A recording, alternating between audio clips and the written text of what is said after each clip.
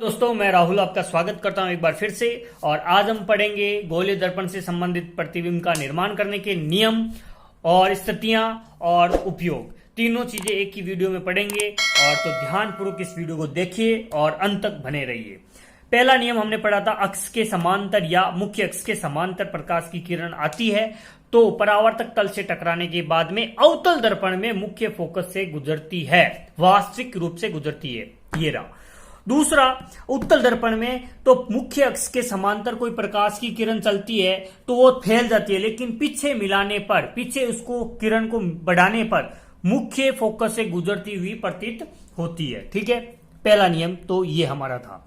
दूसरा नियम कह रहा है, दूसरा नियम ये था कि फोकस, जो फोकस से गुजरने वाली प्रकाश की किरण है, परावर्तक तल से टकराने के बाद में अवतल दर्पण में मुख्य अक्ष के समांतर हो जाती है और उत्तल दर्पण में भी क्या हो जाती है, मुख्य अक्ष के समांतर हो जाती है। दूसरा नियम हमने ये। अगला नियम हमने पढ़ा अभिलंब का, यानी वक्रता केंद्र से गुजरने वाली प्रकाश की किरण सदैव परावर्तक तल से टकराने के बाद में वक्रता केंद्र से ही गुजर जाती है, पुनः उसी दिशा में लौट आती है। चौथा नियम पढ़ा था तिर्यक किरण, यानी कि ध्रुव पर आपतित होने वाली प्रकाश की किरण, ध्रुव पर आपतित होने वाली प्रकाश की तिर्यक किरण सदैव उतना ही कोण बनाते हुए तिर्यक दिशा में वापस लौट जाती है, चाहे उत्तल हो चाहे अवतल हो। ये अवतल है और ये उत्तल है। ठीक है, दोनों में ये नियम लागू होता है। तो याद करने के ट्रिक के लिए मैंने इसके क्रम को थोड़ा सा बदल दिया है। और जैसे कि अनंत पर कोई प्रकाश की किरण है तो वो सदैव फोकस पर बनेगा, बिंदुवत बनेगा और वास्तविक बनेगा। पहली स्थिति आपको याद हो गई होगी। पहली स्थिति हमने पढ़ी, अनंत पर वस्तु रखी हुई है तो फोकस पर बनेगा और बिंदुवत होगा और वास्तविक होगा और उल्टा होगा। यदि ये दोनों स्थितियां एक दूसरे को व्युत्क्रमात् यानी कि विलोम है, एक दूसरे की विलोम है, और ये दोनों स्थितियां एक दूसरे की क्या है, विलोम है। इन दोनों को आप इस तरह से याद कर सकते हो। अनंत पर है तो फोकस पर है तो अनंत पर बनेगा। ठीक है, अगली स्थिति सी पर है तो सी पर बनेगा और बराबर बनेगा। ठीक है, और अनंत व सी के मध्य है तो सी व एफ के मध्य बनेगा और प्रतिबिंब कैसा होगा, छोटा होगा और वास्तविक और उल्टा होगा। ठीक है, अगली चीज हमने पढ़ी, सी व एफ के मध्य, यानी कि अनंत पर रखी हुई, अनंत और सी के मध्य रखी हुई वस्तु का प्रतिबिंब जहां पे बन रहा है, यदि वहां पर कोई वस्तु रखी जाए तो अनंत व सी के मध्य, या फिर बोल सकते हैं सी से परे।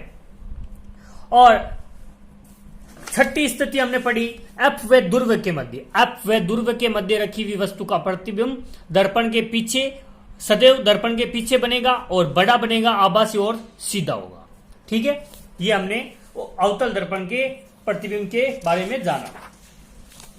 उत्तल दर्पण की दो स्थितियां थी, यदि वस्तु कहां पे रखी हुई हो, अनंत पर रखी हुई हो तो दर्पण के पीछे बिंदुवत फोकस पर बनेगा, दर्पण के पीछे फोकस पर बिंदुवत रूप से उसका आकार होगा और आभासी होगा और सीधा होगा। ये हमने पढ़ा था।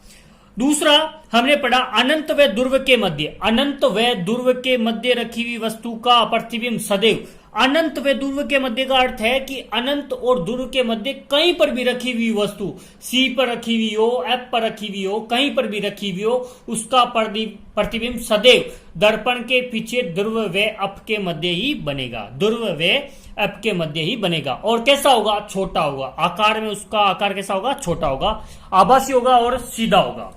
ठीक है, अब अवतल और उत्तल दर्पण के कुछ उपयोग जान लेते हैं।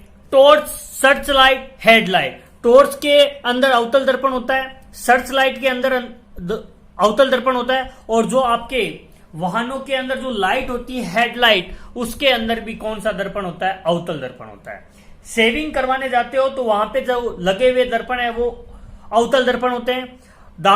दंत चिकित्सालय में जो दर्पण का यूज किया जाता है वो अवतल दर्पण होता है। टेबल लैंप के रूप में भी कौन सा दर्पण उपयोग में लिया जाता है, अवतल दर्पण। ठीक है, उत्तल दर्पण के उपयोग, वाहनों के साइड दर्पण होते हैं जो पीछे के एरिया को देखने के लिए, उसके अंदर उत्तल दर्पण का उपयोग किया जाता है। दूसरा उपयोग है हमारा, जो हमारे बाजार या गलियों के अंदर जो खंबे लगे हुए होते हैं, उन खंबों के अंदर जो लाइट होती है या लैंप होते हैं, उसके अंदर जो दर्पण होता है वो उत्तल दर्पण होता है। क्यों होता है, जिससे प्रकाश की किरणें चारों दिशा में क्या हो, फैल जाए।